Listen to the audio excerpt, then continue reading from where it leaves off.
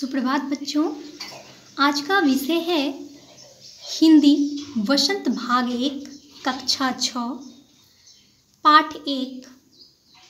शीर्षक है वह चिड़िया जो कविता है और इसके कवि हैं केदारनाथ अग्रवाल। आज हम लोग पाठ 1 का प्रश्नोत्तर करेंगे। प्रश्न अभ्यास।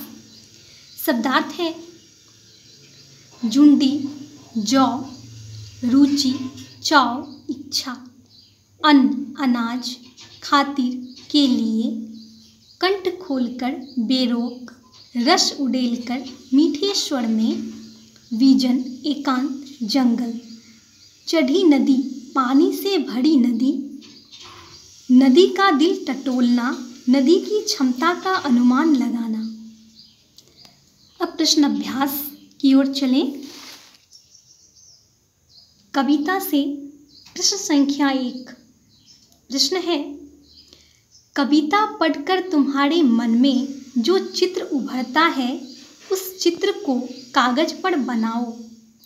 इस प्रकार आप लोगों को बनाना है एक नन्ही सी छोटी सी प्यारी सी चिड़िया का चित्र।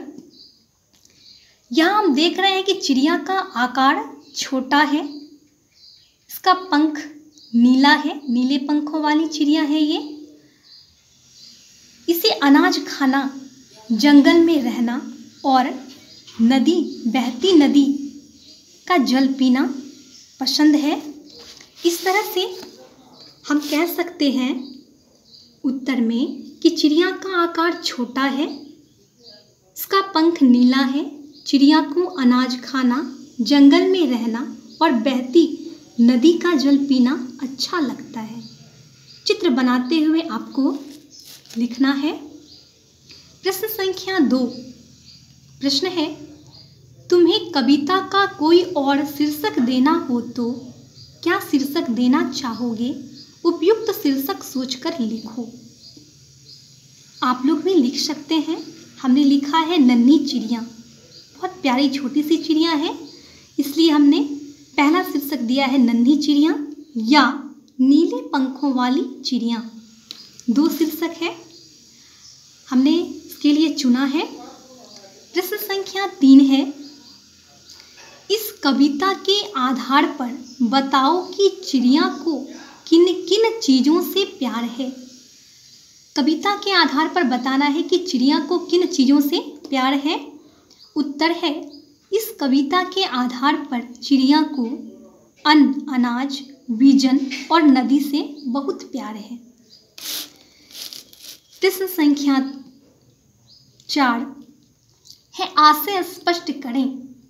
प्रश्न संख्या 4 में आशय स्पष्ट करें। इसमें 2 प्रश्न है क ख। पहला प्रश्न है क, रस उड़ेलकर गा लेती है।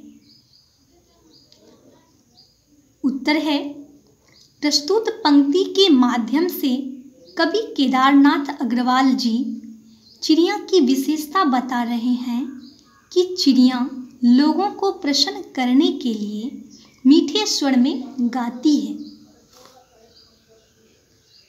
नंबर ख, दूसरा है आशय स्पष्ट के लिए, चढ़ी नदी का दिल टटोलकर जल का मोती ले जाती है।